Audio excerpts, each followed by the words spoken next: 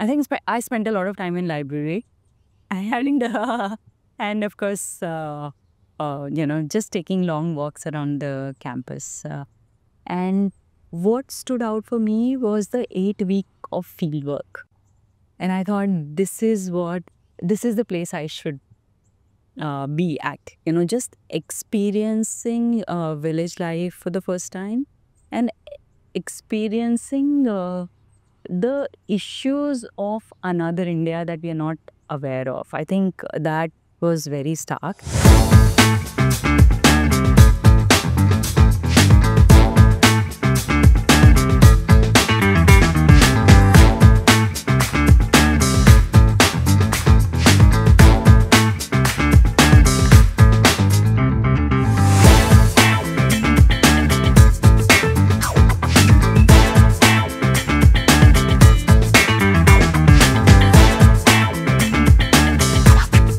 So after coming from a BCom background, then to Bombay University, what was the transition you observed after coming to IRMA? So I think, of course, just experiencing village life for the first time and experiencing the issues of another India that we are not aware of. I think that was very stark.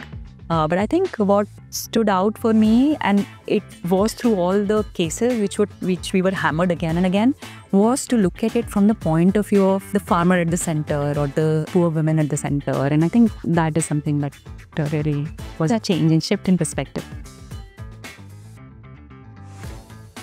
So as future women, we're really excited to go on that side of the road, which lies ahead. Absolutely. But for anyone who would want to come to IRMA, there is this B school dilemma, which are very interested. So what would you like to say to all the B school aspirants, just looking at the camera, that, how IRMA stands out for them? So I think the way the technology is developing and, the way the kind of world we are imagining, when most of the work that we do will be replaced very quickly by computers. Yes.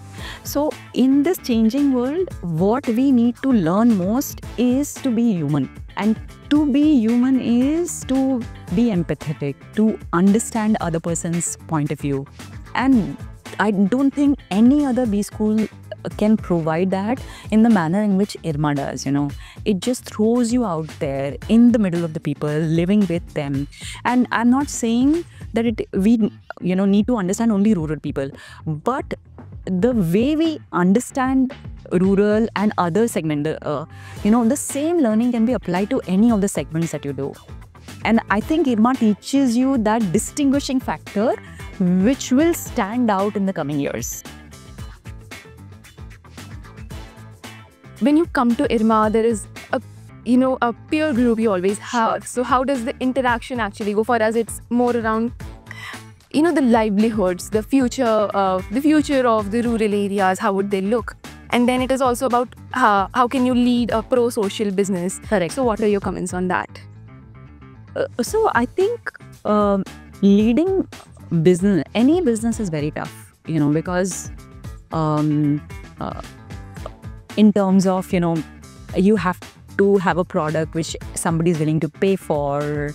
You need to continue to remain relevant, and it becomes far more challenging for pro-social business, partly because your consumer and customers are different many times.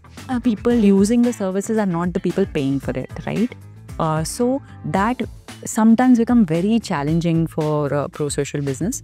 But I think the kind of grounding that you get in IRMA about, the management education is at par with any business school. Yeah. But it comes with an added understanding of a set of people you would otherwise not interact with. Yeah. Right? So combined, that makes us very equipped to handle any business, especially the pro-social business, which comes with a lot more challenges.